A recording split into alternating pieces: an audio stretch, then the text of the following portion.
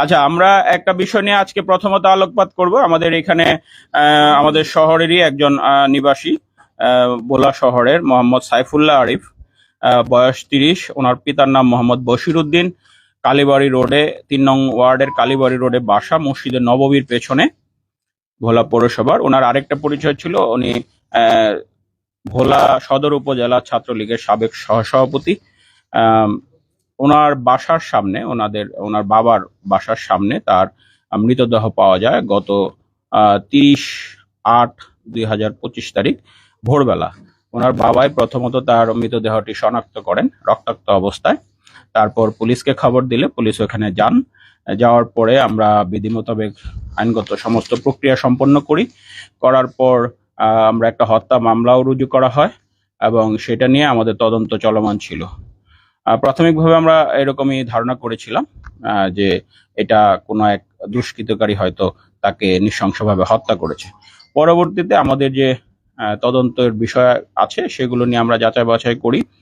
তার এটা একটু আমাকে যদি পাওয়ার পয়েন্ট আমি প্রেজেন্টেশনটা দিতে পারতাম তাহলে আপনারা আরেকটু ভালোভাবে এটা অবহিত হতেন। আমি একদম প্রত্যেকটা বিষয় আপনাদের কাছে ব্যাখ্যা করে বোঝাতে পারতাম।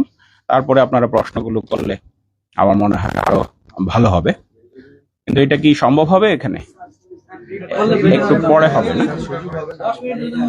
আচ্ছা আচ্ছা, ওইটা দেখলে আপনাদের জন্য ভালো হবে। আমরা যেটা পেয়েছি, উনি একটু হতাশাগ্রস্ত ছিলেন তার ব্যক্তিগত জীবনের কারণে।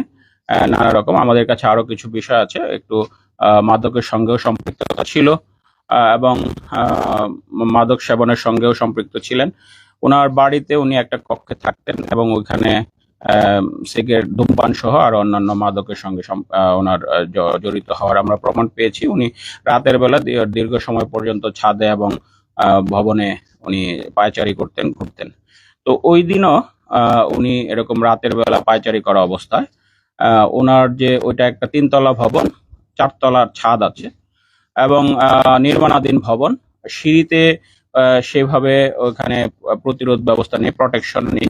উনি যখন 3 তলা থেকে 4 তলায় উঠেন তখন ওই সিঁড়ি থেকে, ওই দিন আবার একটু বৃষ্টি ছিল রাতের বেলা, এটা 3টা থেকে 5টা, ভোর 5টার যে কোনো এক সময় ওখানে উনি হয়তো ওই পিছল খেয়ে বা স্লিপ করে দুর্ঘটনাজনিত কারণে নিচে পড়ে যান এবং তার বডিতে আমরা যে ইনজুরি পেয়েছি শুধু মাথায় স্কাল ভেঙে গেছে, স্কালে ইনজুরি পেয়েছে আর হাতে তার একটা হাতের কবজি ভাঙা পেয়েছে। এছাড়া তার পুরো দেহে আর কোথাও তেমন কোনো বলার মতো ইনজুরি পাইনি।